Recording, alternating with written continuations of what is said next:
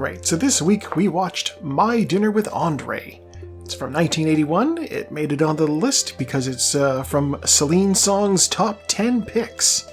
This is categorized as a comedy drama. I suppose you could call it that. 7.7 out of 10 on the IMDb, almost 2 hours long.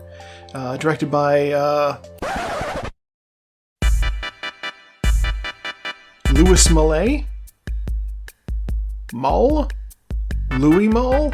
I don't know how to pronounce his name. Where's this guy from? You know what? He's French. I'm going to say it's Louis Malle. There we go. I'm putting my foot down. That's how I'm saying it. I'm not saying it again, though. He's the director. It's written by and stars Wallace Shawn and Andre Gregory. So I don't know exactly how to approach this film for this. So these are both people who, at the time, were best known for their work in stage plays. Wallace Shawn plays a fictionalized version of himself, Wally.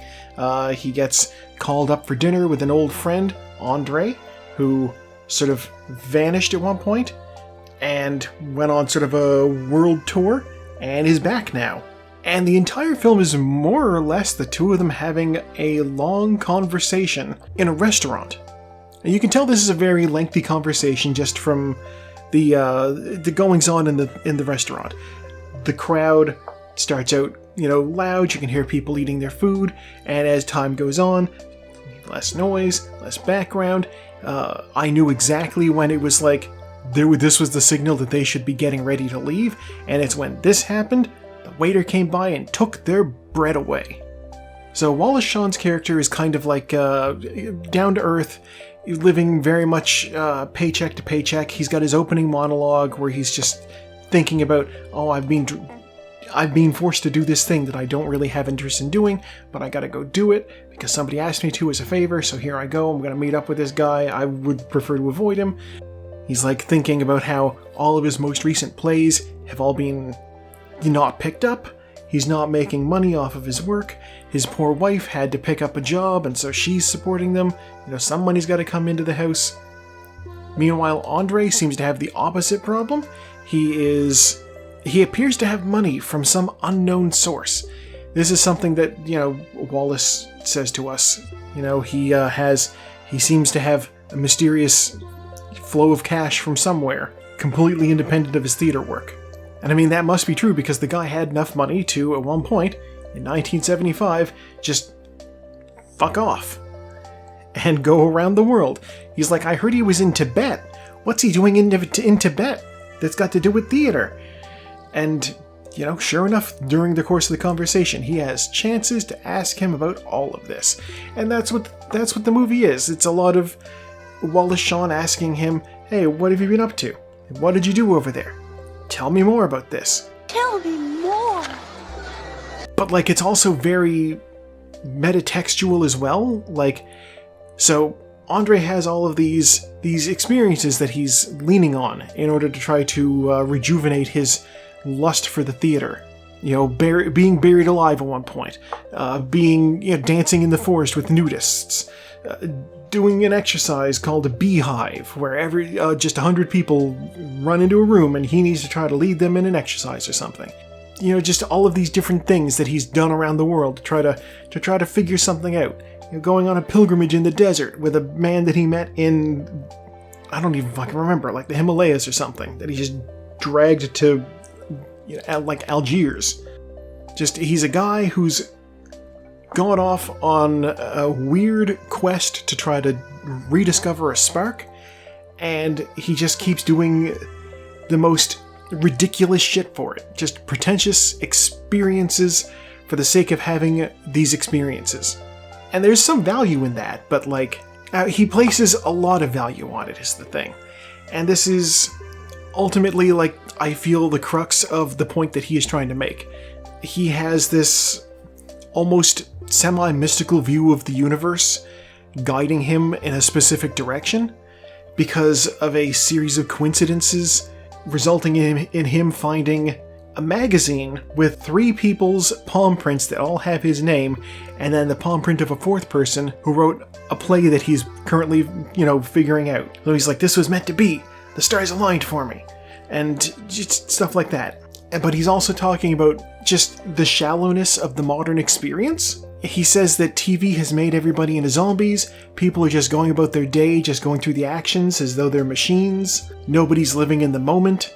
And so, in his mind, it takes an experience. You need to send somebody to Mount Everest in order to make them actually have a genuine revelatory experience. And Wallace Shawn is a lot more down to earth than this. His character is, he has worldly concerns. He hasn't had any of these far out experiences. He's barely left New York. And he's like, is the baguette store next door not like just as real as Mount Everest? Why can they not have that experience there? Why can't they experience that realness? And he's like, cause it's so, they're used to it. I don't know. It is an interesting conversation. It's dressed up like a conversation between these two people, but a lot of it is just Andre talking and Wallace just having an expression on his face. And when it feels like Andre is done speaking, Wallace will just say to him, and then what happened? What happened after that? This movie has been referenced in pop culture a decent amount. The two examples that come to mind immediately have to be from The Simpsons. There was a bit when they went to an arcade and Martin was playing a My Dinner with Andre arcade machine. Now, the ridiculousness of this experience right on the face of it is already amusing as heck. But the attention to detail of the game's control only having 3 options. You are controlling Wally, and just the one option in the middle. Tell me more. Tell me more. And you can just tell that is, in the movie, the button that they're pressing the most. Tell me more. So what happened then? Tell me more. God. Well, tell me some of the other things you did with your group. Tell me more. What happened after that? You really want to hear about all of that? And the other example that really comes to mind is from the TV show Community. There's the character Abed. He's obsessed with media, he loves TV, and he's like, it's his birthday, and the gang is putting on a birthday party for him, and they just need Jeff to distract him while they get everything set up so that he can have this Pulp Fiction themed birthday party in a retro 50s diner. And it has to be Pulp Fiction themed because Jeff has gotten him the briefcase from Pulp Fiction. But Abed has his own thing going on. So he invites Jeff out to dinner at this restaurant. So they're just sitting in the restaurant having a conversation. And Abed is doing an absolutely spot-on impression of Andre. He's got his cadence down. He's got his hand motions down. It's all... I didn't get just how good of a reference this was until I watched this movie, and then immediately watched the clip, because I needed to be like, they referenced this in Community. The episode was called My Dinner with Abed. I need to see it to compare, and my god, Danny Pudi is amazing. How is this guy not getting more work? I don't know. I'm talking to the director, and he says, why don't you jump into the background? I say, wait a minute. Jump into the background of what exactly? And he says, jump into the background of this scene. And I said, yes, but what am I supposed to do? He said, that's up to you. I said, no, I really don't want to do this. I'll just participate. And he said, no, you lead the beehive. I want to say they referenced it on Family Guy as well, but we don't need to talk about that. I will say I did laugh a lot at this movie. And it wasn't even necessarily jokes, it was just Wallace Shawn's expressions. That man is fantastic, that man is a treasure. And most of us will just know him as the Grand Nagus from Star Trek Deep Space Nine. Or you know what? No, better. Most of us will know him as Vizzini from The Princess Bride. He even said the line in this movie. You seem to be saying that, It's inconceivable that anybody could be having a meaningful life today, and, everyone is totally destroyed, and we all need to live in these outposts. Inconceivable! Yeah, I don't know exactly what to say about this. It feels like something where the less said, the better. I really enjoyed it. It is literally just two people having a 2-hour conversation, more or less. Hour and a half. Let's say hour and a half, because there is an opening monologue and a closing monologue. The credits are super short. I'm over here thinking, this thing, no matter how little it made at the box office, This film had such a low production cost that it had to have made money. And I'm looking at this, and yeah, this thing had a budget of less than $500,000. I know what you're thinking, 1981, $500,000 probably a decent amount of money. It was. But it's nothing for a movie. And you don't need a lot of money for this movie. It's two guys in a restaurant.